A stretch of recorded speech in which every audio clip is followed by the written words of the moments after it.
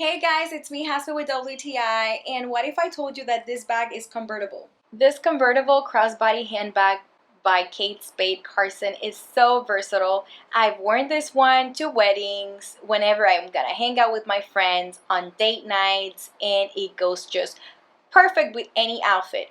Just look at the colors.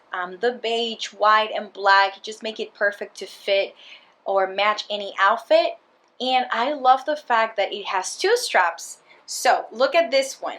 It's a golden strap in case you want to go on a more like fancy date night. But if you want to hide it, you just put it in the bag and leave the black strap on. And my favorite part about the black strap is that it's adjustable and removable. So here you have the option to adjust it and have a shorter strap or maybe a longer one.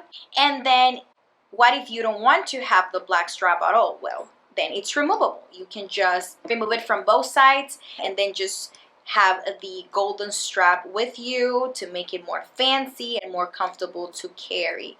I love the material because even if it rains, it's not gonna get ruined.